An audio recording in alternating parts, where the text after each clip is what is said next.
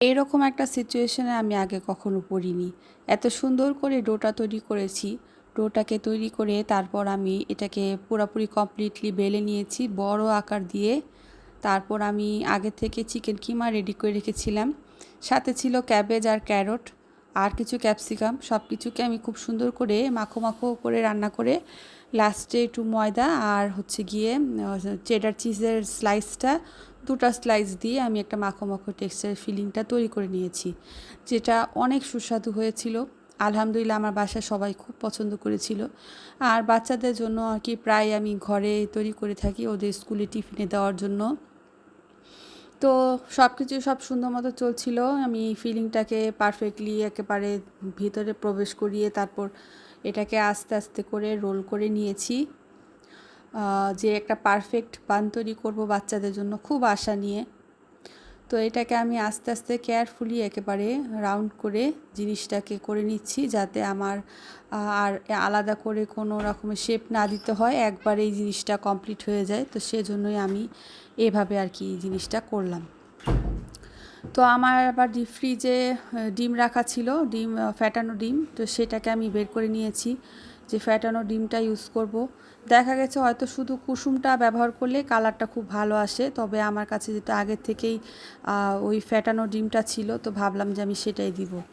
তো দেখতেই পারছেন এটাকে কিন্তু আমি টুকরো করে নিলাম আমার ইচ্ছা মতো, যে যেরকম যতটুকু শেপের চায় টুকরো করে নিবে। তো এখানে আমি এই ফ্যাটানো ডিমটা উপর থেকে দিয়ে দিচ্ছি। সব সময় দেখা গেছে বান তৈরি করলে আমি তিল দেই উপর থেকে, সিসিমি সেটা দেই, আবার কালো জিরাও দেই, যে দেখতে ভালো দেখা যায়।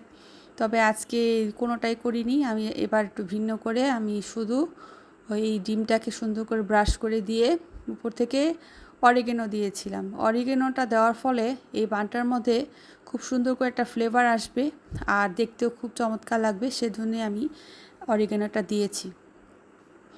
আর যেহেতু এটা একেবারে কমপ্লিট মনে করেন যে ডিমটা সাদা অংশ সহ ফ্যাটানো ছিল, সেজন্য কালার আসার জন্য আমি একটু ফুড কালার ইউজ করেছিলাম, যেটা আপনার বানের উপরে দেখতে পাচ্ছেন। আর অরিগেনো ছিটিয়ে দিয়েছি। তারপর আমি এটাকে ওভেনে 10 মিনিটের মতো দিয়ে রেখেছি। সব কিছু আগের থেকে সেট করা ছিল, তো সে অনুযায়ী তো দেখতেই পাচ্ছেন কত সুন্দর ফুলেছে।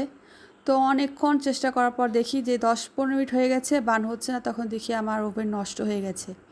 ওভেনটা নষ্ট হয়ে গেছে, এখন কি করব, জিনিসটা তো আর ফেলে দেওয়া যায় না।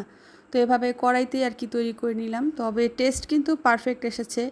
জাস্ট দেখতে অনেকটা আজব লাগছে, কারণ মনে করেন যে উপর থেকে এই ঢাকনার মধ্যে লেগে গিয়েছিল জিনিসটা। তারপরও ভালোই হয়েছিল আলহামদুলিল্লাহ। আসলে কথাই আছে, শেষ ভালো যার সব ভালো তার।